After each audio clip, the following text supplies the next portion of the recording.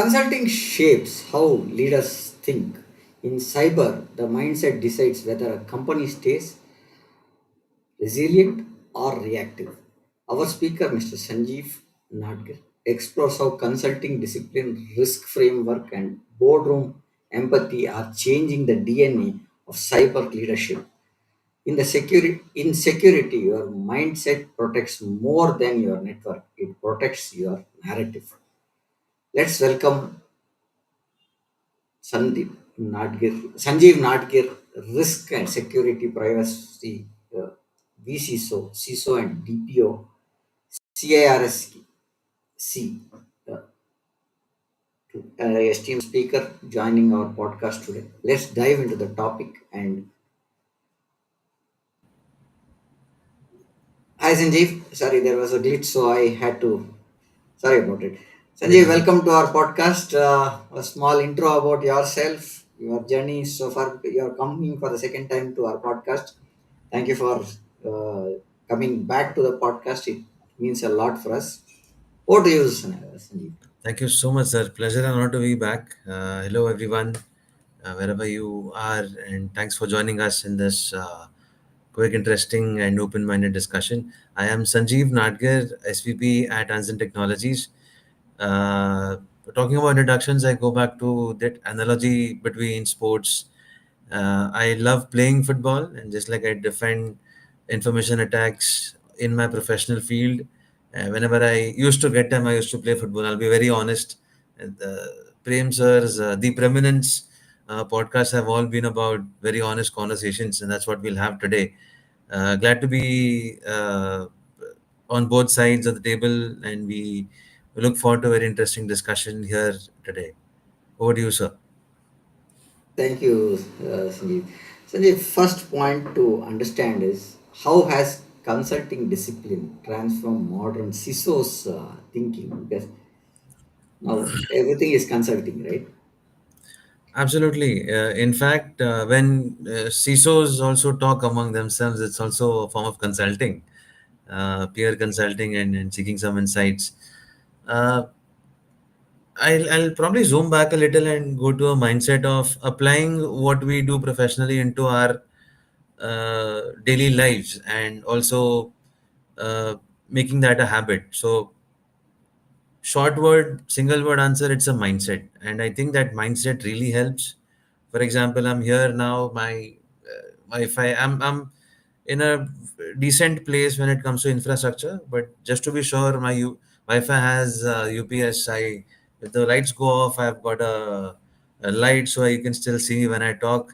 It's a mindset, it's a practice, sir. And I think that when a CISO approaches things from a consulting mindset, it really helps make things very progressive and also understanding while we build resilience and readiness.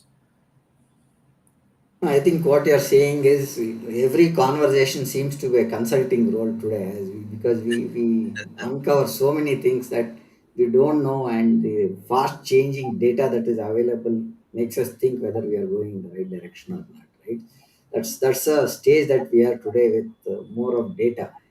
When did cyber begin needing boardroom storytelling skills? Because, as I said, more of data, right? So, what do you think on this lines, I Sanjeev? think a super important thing, just like human, again, not contesting nor supporting the Darwin theory of evolution.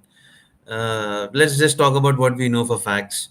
We have seen how we developed. We used to have on-prem data centers. We evolved. We have a lot of things. We have everything being, it's not a word, but appified. There's an app for everything, even for things that are not required.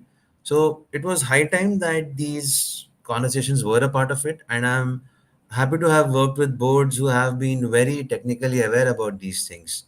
There used to be a time where, not in so many variations, but maybe I'll use a couple of languages.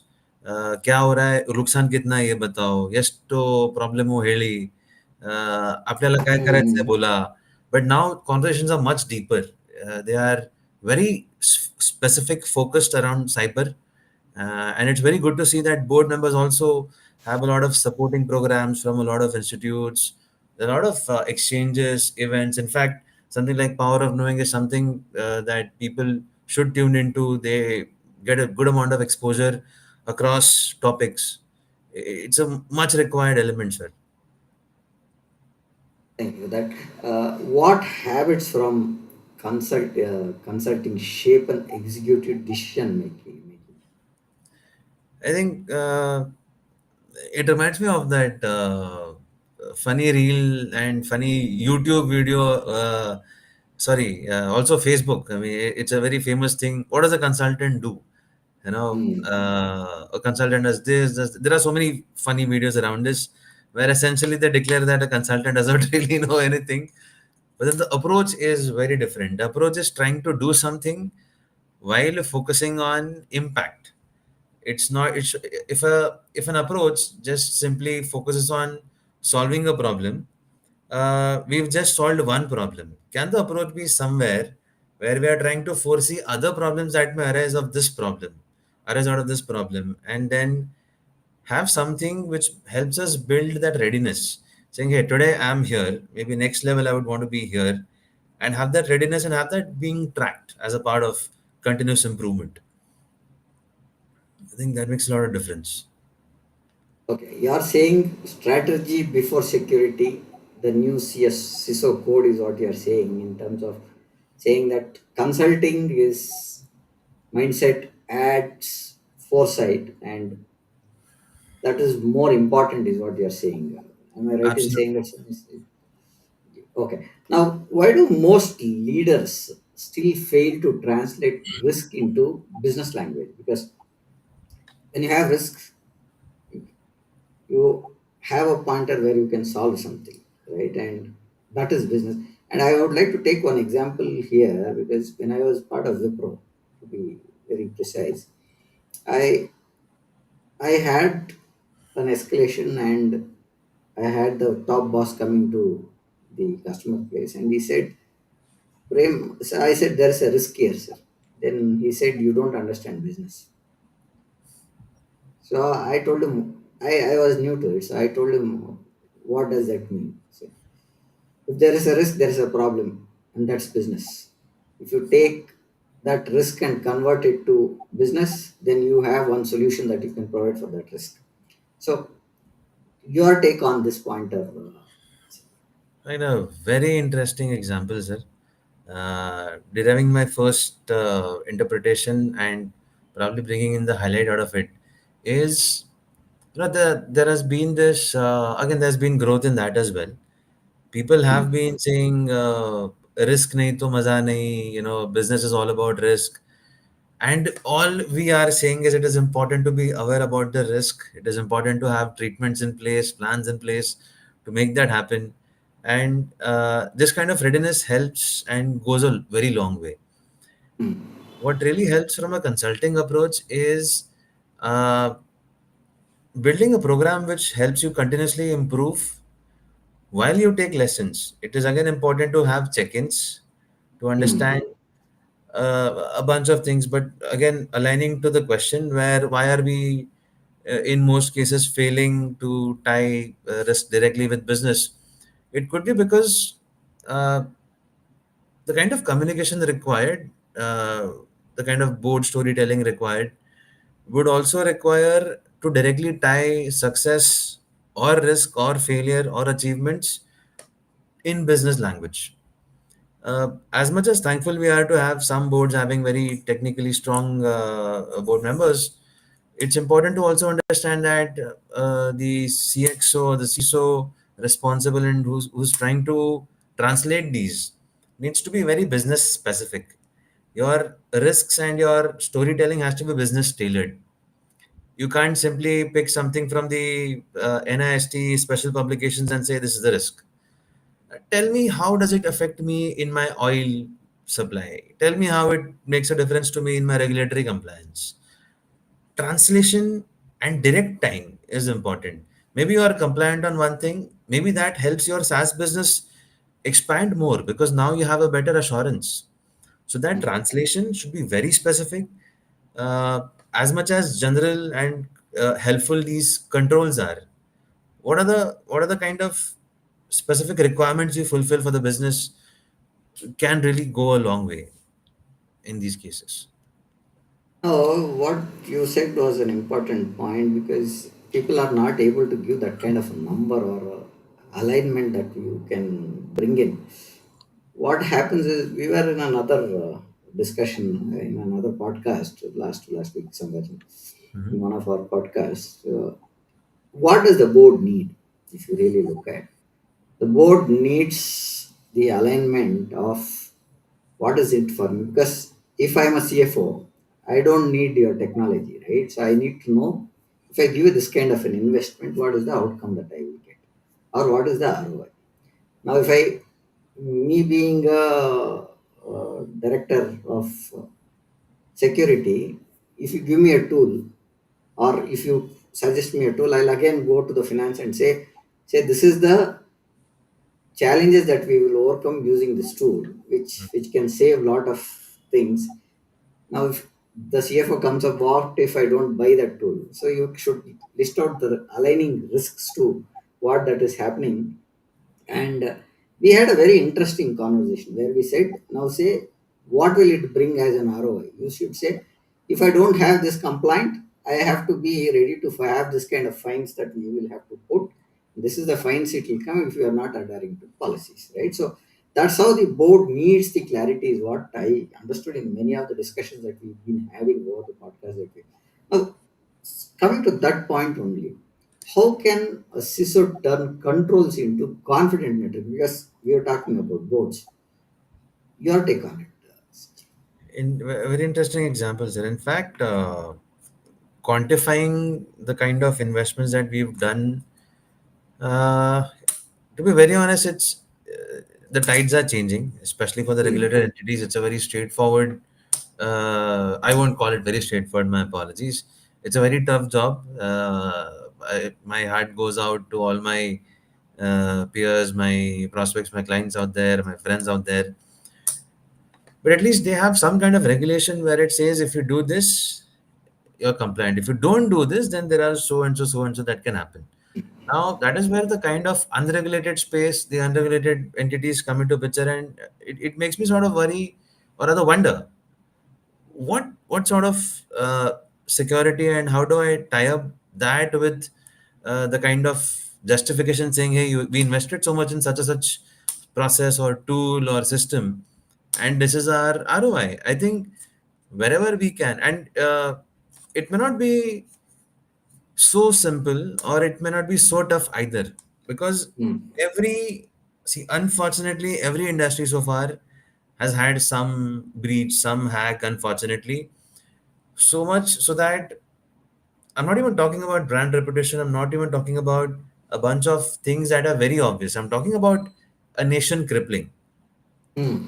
I'm talking about sections of a vast nation crippling. So we do not have a lack of examples. There are a lot of ways in which we can translate, but interpret in a way which locally favors my organization, my team, my focus, and tailor it in a way where we can try and translate that in absolute sense.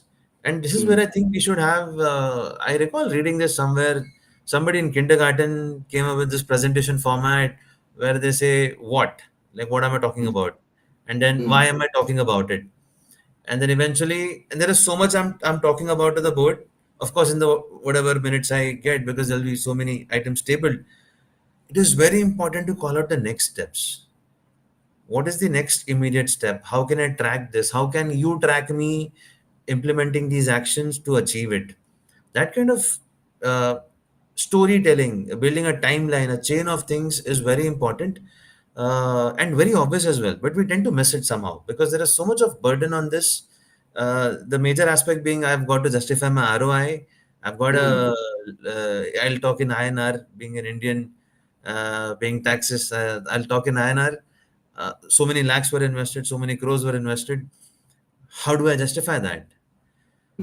You can always go and refer to some form of element where you can talk about breaches, how much of uh, how much of activity was lost, brand reputation was lost, what were the fines levied, what were the kind of maybe ransoms paid, and if nothing, then there's always data privacy. Thankfully, I mean, like all of us, even I'm looking forward to uh, the DPDPA rules coming out, like a Sanskrit reference, like the Chatak Pakshi. Mm-hmm. Even I'm looking out for the DPDPA rules to come out. Quick reference: Chatak Pakshi is the there's some sloka in Sanskrit where it only drinks rainwater; it does not drink any other water. So it waits very patiently to have just the right amount of things. So yes, we discussed a bunch of topics. To summarize, it's important to have a clear goal which ties up, of course, to the business goals, the KPIs, and the kind of goals the business would want to achieve in terms of numbers, regions, the regulations or non-regulations, and what kind of assurance and confidence does the public generally have. Oh, you gave me a lot of pointers here, but one pointer which again takes the precedence is you have an ROI which always comes in saying that what is that I get when I invest, right? The board always has that point. Now, what is the ROI for a clear cyber narrative? Can we define that or we cannot define that? It is, I mean, very good question. It's as tangible and as intangible as possible. But let's talk about tangibility. We can really achieve that. Uh, we speak about a lot of requirements, regulations. Now, imagine the kind of, and one of the things that we do not try to tie all of this with are the values of the organization. There are Hmm. so many organizations which have very clear defined values, and have you ever thought about tying up your deliverables, your investments from a values perspective? Maybe, maybe not. Those who have fabulous, if not, that is one tertiary way. But let's talk about the Hmm. main drivers which can really help you do this. Uh, so essentially, what did I achieve? I achieved the kind of security and I helped you save up on your technical investment. Now Hmm. let's try and piggyback on the element of technical investments. I made sure that when so and such, okay, I made sure with somebody. Now we are talking about team effort. It's no longer just security. It's no longer Hmm. just compliance. It is the entire strength of technical team, IT team, security team, internal audits. We are one now, and we're talking Hmm. about collectively saving something, some embarrassment because touch wood again. I wouldn't want to comment. Some incidents happened where certain apps totally lost their accesses across the globe. I was wondering if my friend really reached home because he was a little unwell, and then there are no responses, and I'm worried. So I called somebody else. Thankfully, phone carriers are working, even they are not a great infrastructure, but well. So these kind of situations can happen in real life. Now imagine business terms. Somebody has banked their business on a B2B company. Somebody has invested in stocks, shares. There are uptimes. There are healthcare systems. There are oil systems, which really help us go about and be ourselves. Now, what happens in those cases? So collectively, IT and security came together. We ensured there's a good amount of uptime, presence, backup. There were a lot of drills conducted, education. And now imagine you are doing something. Now, a lot of people ask me this question: why is this not so easy with the core companies? I Hmm. say they have a lot of dependencies, and my heart goes out to them, huge respect to them. And who's stopping one company from being the leader in that? And you needn't be the biggest company. You lead first, lead by example. I've seen a bunch of regulated entities, I've seen a bunch of core companies who have done it. And it's for us to seek inspiration from that because I'm not talking about some story or mythology. These are live examples where they have directly tied up the strategy, the mindset of resilience to business to give comfort to the users. It's not midnight where somebody's calling you, "Hey, this happened. Let's get into a room. Oh, I have got to go to the office because the core company, regulated company." It's no longer that case. We have the right amount of plans in place.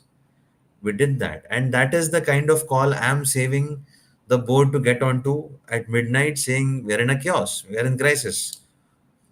So it goes a very long way, sir. I take that point because when we don't put something as risk or we don't speak risk, I think profit terms also will change because when a risk hits, then you are having a bigger things to do to fix that. Rather than fixing the risk, you are fixing something which leads to a different you make with the compliances that we are talking about. You said one point where you said DPDP, right? DPDP can change the whole structure where you have a 250 crore fine which can eat up a small organization completely, Oh, right? And yes. if there is a data breach happening, so today people are happily giving their Aadhaar cards, giving their OTPs, giving their everything, as in we don't collect if there is a cross of a Xerox sheet today. Oh, If yes. we find a Xerox sheet which is cross the Xerox, we leave it there in the Xerox shop. But those things all will go off when we look at DPDP, because what you are saying is as good as data is the new oil that is going to be. And now what we see is if you cannot protect that data freely available, and the government is putting all data related things to your hand, and they don't own it going once the DPDP is up, right? And you'll have to look at your digital, your email, your passwords, everything is your call. Now if there's a breach in what you're sharing, you are liable to give proof, right? If there is a breach. And also the guy who's collecting that data from you has to give you in writing, I think, is what the law says, where your Aadhaar card, your PAN card, everything, why are they collecting, how many days it will get processed, what is the deletion period, what is the archival period, what is the norm, and when it will be deleted. You will have to get the confirm, you have to give confirmation to the user where the data is deleted, what is collected, where the purpose is served for the data which they have collected. So I think Absolutely. there is a lot of things that are coming up in the data side. Now you will have to look at how we take, coming to that point, how different differentiate, or what differentiates an advisor leader from a compliance enforcer. Because we are talking, one side is advising something, but I have to enforce a law where or a compliance. How do we look at these two different roles, Sanjeev? Very very obvious practice or a challenge or dilemma that one might come across. And thank you so much for bringing this. It's very important for us to understand compliance is something that I do. I again, I already have the pressure saying Hmm. I can't simply do it as a checkbox activity. I've got to mean it. I've got to put process around it, tools around it, and make it happen. And advisory mindset is something where I follow it through. I try to empower people. I try to take it further to a level where uh, I can inspire people. To be very honest, now I'll give an example. Just the other day, for some personal data or documentation work, some professional texted me, "Give me your email address, not your work one. I have a work one. Give me personal email address for whatever verification and this and that." I texted, and instantly, without knowing, I texted the gentleman saying my email address is so and so for so and so purpose. I did not have to think about it. It just was there Yeah. saying you give specific permissions, share specific data for something. See, it is there's a reason why there are traffic signals, and there's a reason where when I see red light, I will stop. My mind will be trained to stop. Yellow, maybe I'm still tempted to hit a Cross. hundred on a small street. I don't know. I mean, it. So it's important to bring in that mindset. It's important to build these things in by default, and they won't happen. See, a lot of people, interesting correlation, people would see in the yesteryears, people would see the security people as the watchdogs who wouldn't let things happen. They're always blockers. And now we've come to a mindset where we see security as a business enabler, and that is exactly why they should also start seeing privacy as a business enabler. I remember talking to a bunch of startups, some bunch of companies. They are now unfortunately trying to rebuild some architectural components, so they comply with privacy and the requirements. And why not have, hey, see, DPOs, the privacy officers, the privacy knowledgeable and practitioners, they're always happy to hop onto a call. And we can always have exchange of ideas, uh, cultivation or building the BRDs, business requirement documents together. Just have us around. And if I'm busy, I'll send somebody from my team who's a little privacy aware. Let's nip it in the bud. Why do we want to build something, and then why are we assuming that maybe the privacy team is probably too occupied with a bunch of things, the contracts, the DPI, the so and so, and the compliances? Let us do something. Let us show them, and then ask them how do they feel about it. Why not nip it in the bud? It can always be asynchronous communication, saying, Yeah. hey, whatever, Slack, Teams, email, send across something. Have a collaboration built in. Maybe build this in your project management workflow. Saying when you brainstorm, when you finally bring something into a minutes of actionable, float that through a bunch of people, Hmm. floated through legal, privacy, compliance in terms of infosec and bunch of aspects. Let there be a collective decision and discussion so that we nip it in the bud. And it can always be, hey, I feel so and so. And maybe translate that feeling into severities. I feel it's a red flag. We people talk about that, and at least the Gen Zs listening to us, maybe they know a lot about flags than we do, but we definitely know about security flags better. Maybe they No, can I bring think that. I'll take one pointer because we've been talking cybersecurity, right? So modern cyber leadership is what we're talking. See, there was a situation or there was a period when we were not cloud way, everything was in-prem. So if you really look at those days, the infrastructure was not on the cloud, security was in-house, and they only had a team which used to take care of security, right? Infosec, as you rightly said, Infosec was there, and everybody felt IT did not own security. The Infosec team owned. But eventually, what happened is everything is turned to IT, and IT runs those systems with the help of cybersecurity professionals. Cybersecurity professionals help IT professional to see where could be the risks if there is a ports open. These are the ports which are vulnerable and stuff like that, right? Now, going back to those days, it was called. I'll correlate to what you said when you say compliance and this one. Now, cybersecurity was only the infosec part, which I told. Now, when we started, it was called as network security. Then we called it as information security management service, right? And today we are saying it is AIMS or SOC 2 kind of compliance. But the base still remains compliance, which is more to look at how we look at complying to certain frameworks, certain laws, certain guidelines, and certain best practices where you cannot have all the ports open. That's a best practice. You need to Agree. know what is that you need to let in, and rest all has to be blocked.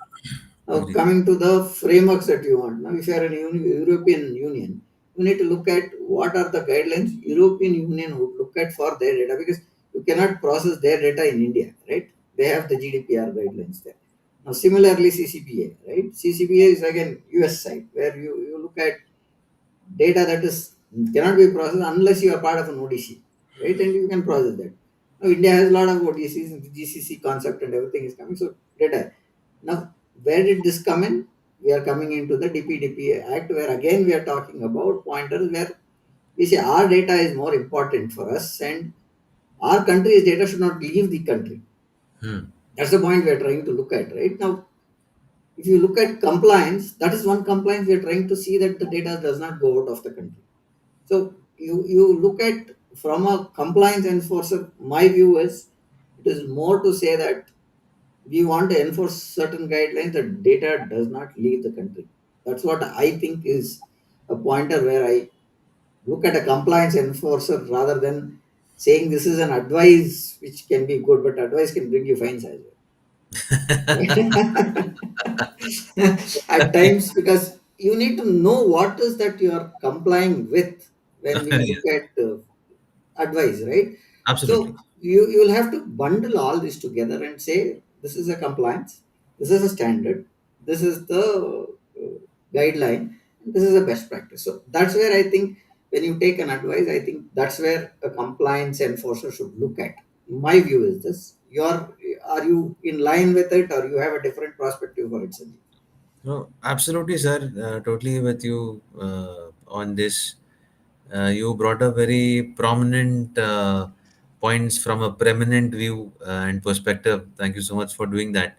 Uh, just a uh, just a consulting kida that I would probably want. This is something itching in my brain. Yeah. Why not do something where I recall this interesting saying. I don't remember whose quote it is.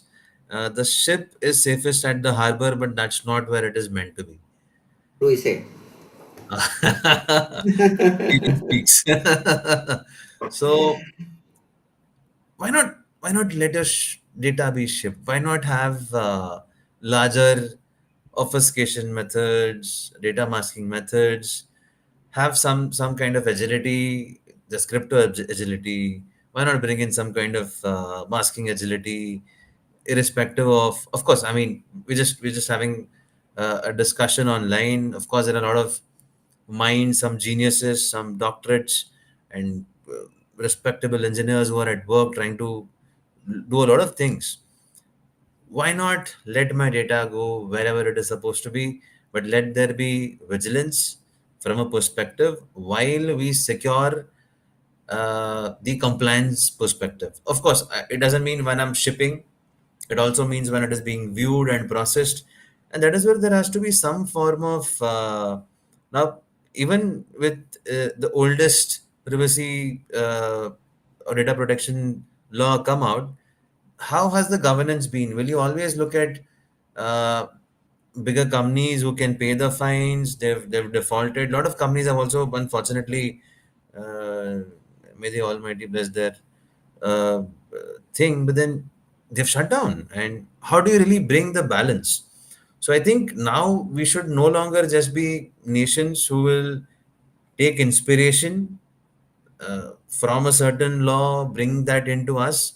Let us look at its practical application. How practical is it? And let the organizations also have some feedback forum where they can communicate. Of course, all of that will happen in our country once we have the board appointed, the rules come out. But there are a lot of forums where still we can talk about the practical continuity of the rules that have been brought in. If something seems impractical, maybe we take a pause. Of course, the compliance continues to stay. We can still take a pause and say maybe we can break this into smaller pieces. Maybe there could be appellate boards or appellate bodies which could probably review these kind of matters, just like we have in our judicial system. A lot of judicial systems are pretty much designed in such a way where they can have appellate courts. Why not have this kind of a body where I can try and solve smaller problems? Maybe it's time we start talking about the practical governance possibilities, because to be very honest, uh, the privacy operations have, as much as innovative people would have want to be, they do stumble upon these uh, non-negotiable checks that are required from the data protection law of the land. I think that is more. See, what you are saying is you should look at having a influence to look at how it can be looked at, and look at that inspiration to bring some kind of a pointer where it is applicable across, but not deviating from compliance, right? So Agree.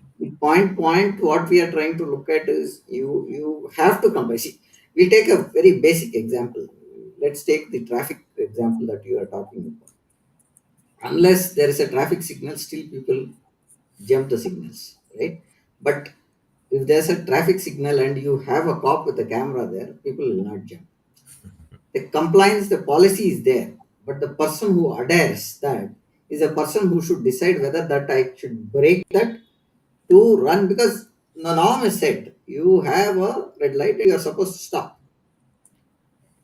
You will see people throttling to just save the red light between red and yellow, they'll jump, Correct. right?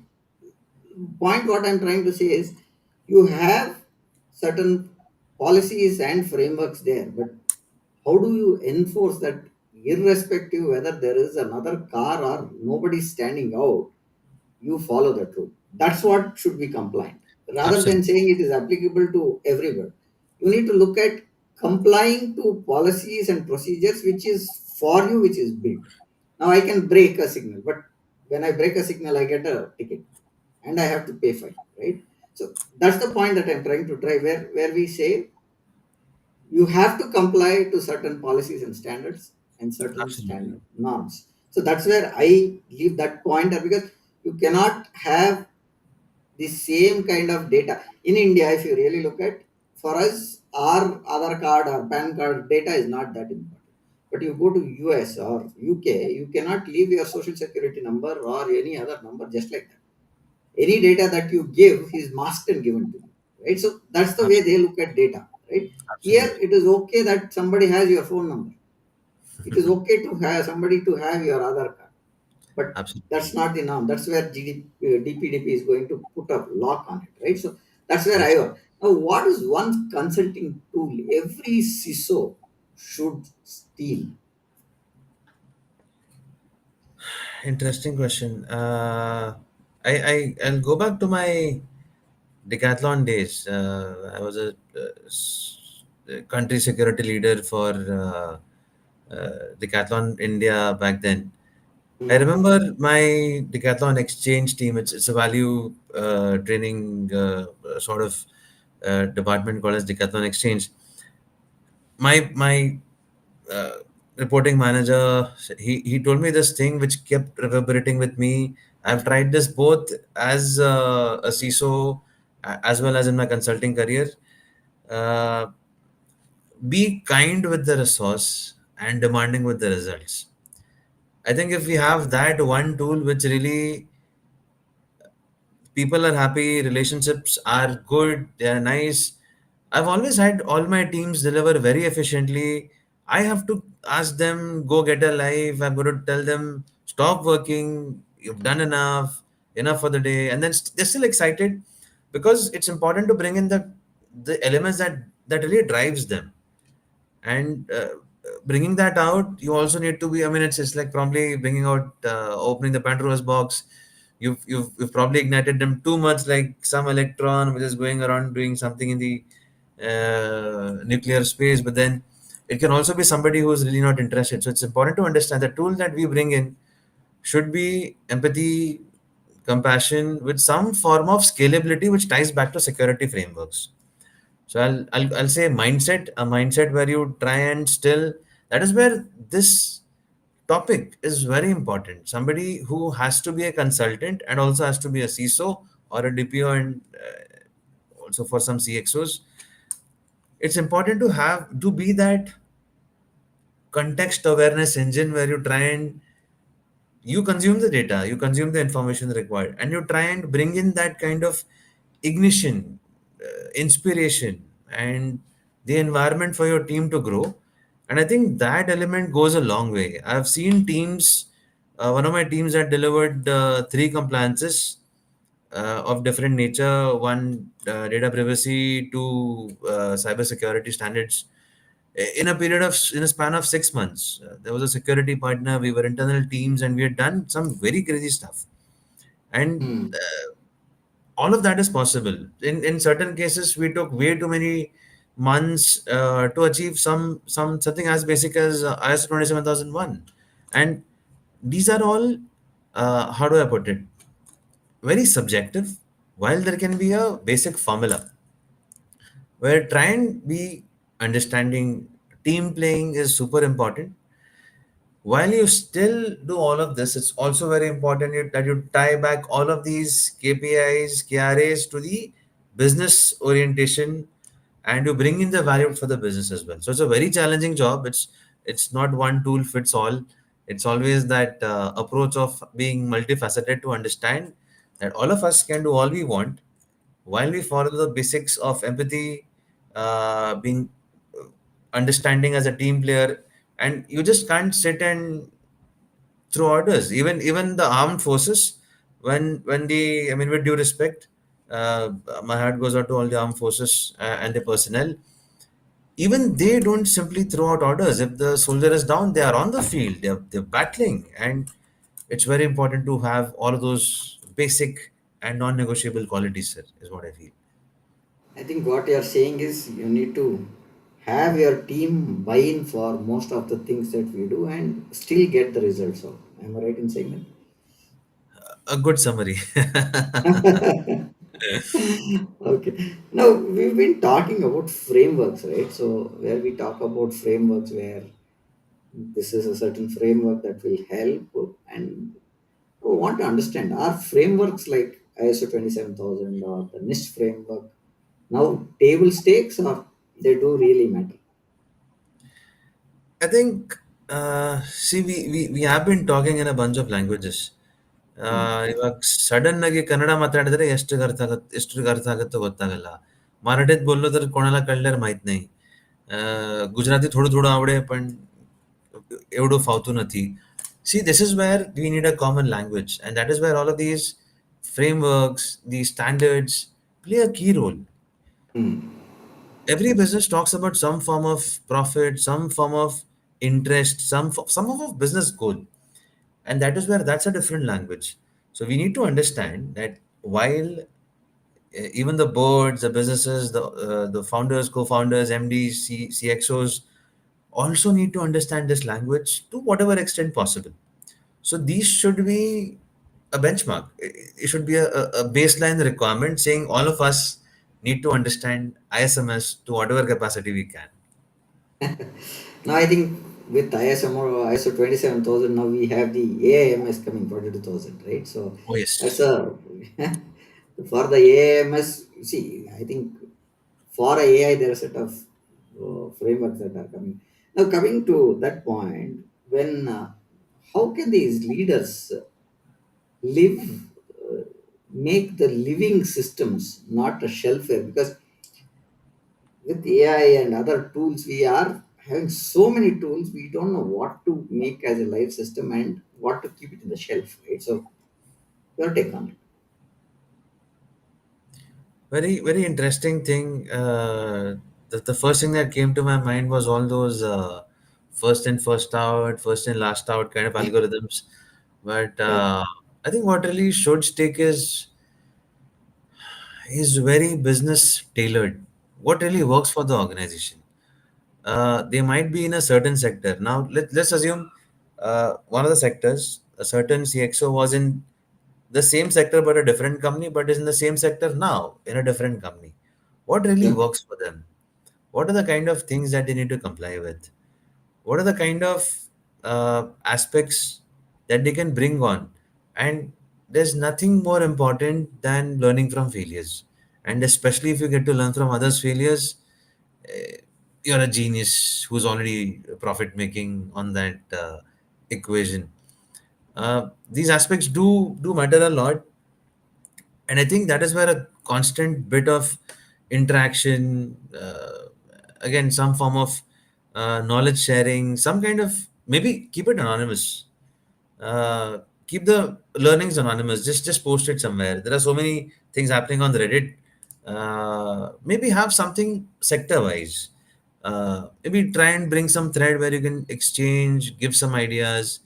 But see, that is where controlling the noise is very problematic when you open it to a very large uncontrolled forum. Maybe have some form of authentication of exchanging this information, and just let there be a bulletin board where you see the news. Again, it's a random thought. Okay. Now, when we spoke about framework, what framework mindset builds agility? Because agility is another pointer that we need to look at when we talk about cybersecurity, right? So, your pointers. Very interesting thing. I remember when I first took this agile Scrum training. Everybody was so excited, and we are all like, let's do this, let's do that. And then all of them have been from, not from security. I was the only security guy there trying to understand. Again, it's an organization specific training, and I'm trying to figure out, wait, all of this makes sense, but how do I really bring the agility? Now, why am I directly talking about Scrum and these workflow models? It's because these are globally proven and known. Now, that is Hmm. where I sat with a few thoughts and I ideated that probably I could bring in improvement projects. I could bring in implementation projects which I could track through the agile model, but whatever operations happen, they will have to follow the typical model that suits them. I think the only agility that is required uh, is to constantly be aware of where we are, be aware of what kind of risks we directly face, and to have that risk register ready. I mean, being a 90s kid, I would say by hearted. I mean, just know what the risks are. Because without them, any plan you make, you'll always fall on your face. I understand. You need to look at anything today with a risk mindset. Otherwise, we don't know what is going to turn up at a later stage, because that data can prove something wrong at a later stage. Now, how does a consulting perspective turn security from cost center to a differentiator? Interesting thing, and a lot of people have done this, Hmm. especially people who have followed the processes from a compliance perspective, regulatory perspective, data protection law perspective. They already know the kind of losses they would have incurred should they not have those things in place, and that's a big statement that they can readily use. But while that happens, it's also important to try and bring in the kind of foresightedness where you tell them we were here. But hey, let's take a again. There's so much of data available. If you go deeper, if you stop looking at your firewall rules, your compliance requirements, your clause requirements, sometimes also tune out and look at the kind of deals that were cracked by your organization, recognition that your organization got, and try and build a 360-degree view of what your compliance program brought in. You weren't just recognized as a compliant organization, you also won business. And how much of that was possible because somebody came in and audited you? You faced that audit as the infosec function of a larger organization, either B2B business or B2C business. You've seen when you would have directly faced the audit. Try and make a direct, tangible business relationship to the kind of security practices, privacy practices that you have in place to bring that. And that is very important. A lot of organizations try to say, "Arey, yaar, there's just another questionnaire. I'm so sick of it, this and that." Why not bring in that sort of automation? There are a lot of bunch of tools that can help you auto answer. There are a lot of things that use your own local dictionary. Tooling is one aspect, but knowing to be knowing to be that strategist who can convert these kind of wins, even a small win can go a very long way. Now, you gave me one pointer, but I want to emphasize on that. Sure. Can compliance maturity win customers?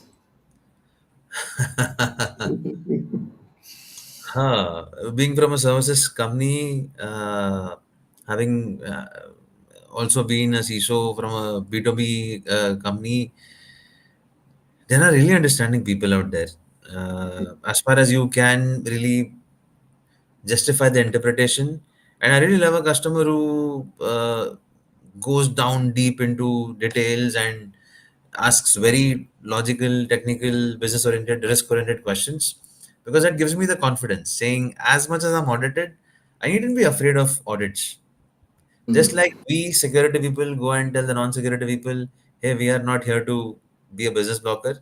Similarly, we also should be open for these tertiary assessments and maybe have an internal brainstorming game with your internal teams saying, you come and audit me. Let me see what answers I have directly from my sheet.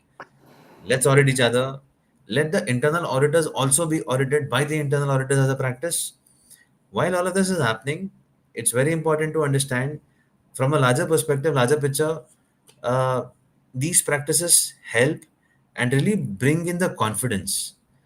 Uh, Reminds me of the movie Catch Me If You Can. A kid Hmm. becoming a pilot and whatnot. But then, hey, here we have the absolute evidence. Here we have process. We can show all of that. And because of all of this data driven, process driven information that I have, I am more confident, and my confidence keeps on growing. And that inspires people. Today, if the security team is like that, technical team is like that, now imagine the kind of confidence the business team would have. I think when you told about the movie Catch Me If You Can, the final conclusion we should observe is that he becomes a auditor for the checks that get fraud. This one. So his experience changes. See, he starts with a fraud, but he is the only guy who checks this check is genuine or not. Oh yes. And finally, he says this is a fake check. This is not from this bank, because he goes into detail in terms of what is the kind of ink that is being used, what is the kind of font that is being used, Oh and which yes. bank uses this font. Because I think that's a real story, right? So that guy Yes. exists, right? Yes. Yes. And when you see Leonardo DiCaprio doing that role, is gone in detail in saying that these are the checks, how it was one area to another area. Checks used to take 3 days, but he used to get the cash. So these are all loopholes that the banking system had when they had challenges in securing the funds, right? And a lot Absolutely. of people have lost money. That was one of the uh, that's where I think the checks, MICR code, and everything started bringing up those things, True. right? True. Now, last point that I would like to add, where we want to, before we conclude the session, what is the tipping point between assurance and advantage? Because assuring is something. What is the advantages that you could look at? Oh, quite a tricky point to close the discussion. Uh, I think assurances are in many forms. One can give assurances in terms of technical resilience, which is uh, even I would rate that as secondary. The first assurance that one should really ensure is the kind of delivery of service or product that is promised to the end consumer. And we're all consumers of one or the other thing, and everybody is selling something or the other. And I think as far as the product, now imagine the scale of the assurance assessment from a risk perspective, or technical risk perspective, business risk perspective, that this mindset can bring in. Now let's ensure the product first. What we are saying is what we're delivering. Let us see what kind of variations are possible there, what kind of hacks, adulterations, and whatnot are possible based on whatever industry you're from. Then let's bring in the technical assurance. Now, with all of these assurances, uh, I'm always at an advantage. I would always uh, this happened yesterday. It will keep happening for way too many years. वो xerox लेके आना, photocopy है, we know Godrej का locker चाहिए. I want a Godrej locker, I go to different company. I want, so why are these iconic brands there? I want a Kit Kat which is wafery. I want a chocolate. Why did these make things uh, very notable? Why do we still go back to, okay, again, I wouldn't want to name a few companies in security space, but they were the stalwarts, they were the leaders, and they're not Hmm. around for a very long time. Yeah. Uh, Every day we see a new thing spinning up. Why? Because they did, every company, every business does focus on assurances, capability building, that readiness, and then you split based on their advantage. What's your target audience? How is my assurance so good? Now, is there assurance something that gives on cloud, based on any of those CSA stars? Again, shout out to CSA. Kudos to the great work they're doing. The ISO 27017, 18. What kind of assurances can you build? And then how do you use it to your advantage?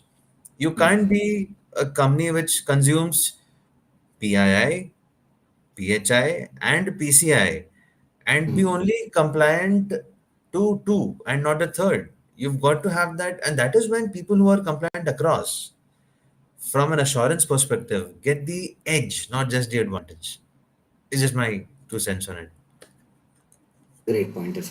Now, what you are saying is, I think when we look at how do we bring sales or business to differentiator, what we are looking at security. If you are secure with the standards, compliances, and you show that, I think that is one way we can say security is your silent salesman, because that's where we protect data. We talk about how we manage data. See, that's what we've been talking about. How consulting mindsets are redefining the modern cyber leadership, because everything is to be sold at to a stage, right? And if security can be an enabler to bring business, why not, right? And Absolutely. with that, I think we are put on the top pointers that we would like to. I have few comments which have come in. I'll Oh, just bring in there here. So sure. we have Lakshmi saying deep insights. So, she's saying Prem and Sanjeev, uh, analog at a Lakshmi.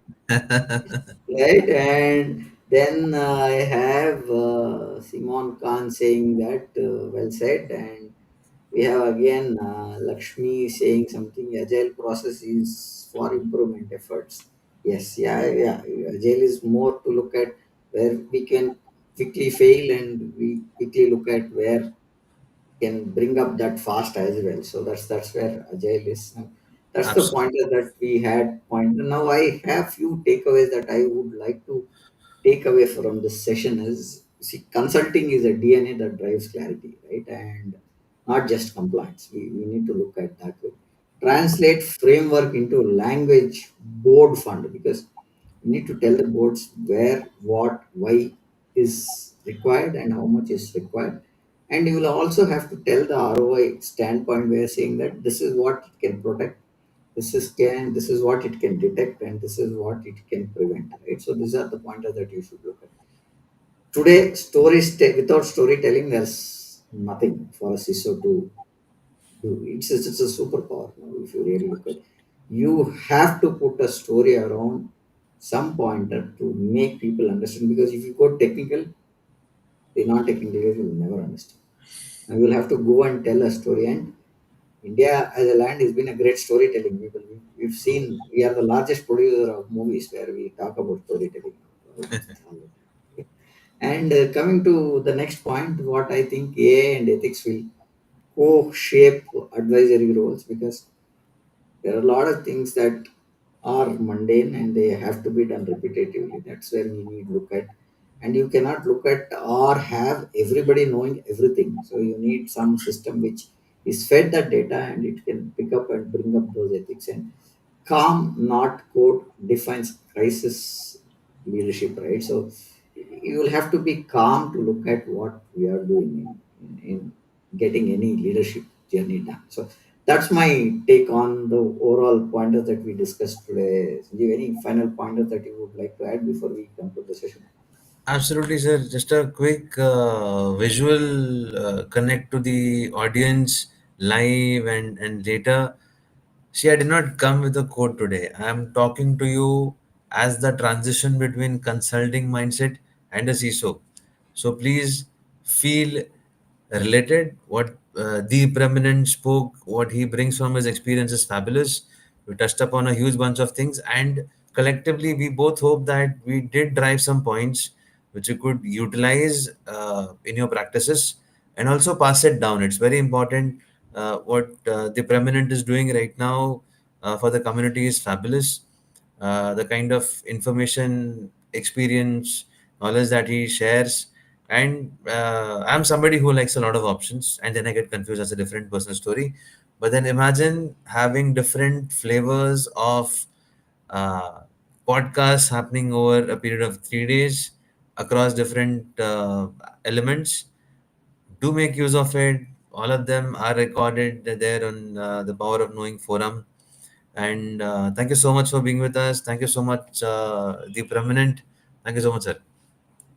Thank you. I've dropped in Sandeep's LinkedIn profile link on the scroll. You can connect to Sandeep and Sanjeev. Sorry, Sanjeev, and you can connect to Sanjeev and know more what he's been doing. And that's where we would like to see connect. As right Sanjeev said, is a lot of pointers that we've been driving as a podcast. We are on our 306th episode today. We would like more people to collaborate with us, share knowledge. Our intention is to more look at collaborating, sharing knowledge, bringing leaders like Sanjeev to be part of our sessions. We had the CIOs, CISOs, and CTOs coming and talking, VPs, people talking on various aspects. To follow us and let us know your thoughts around that. And with this, I think we are good to conclude on the show.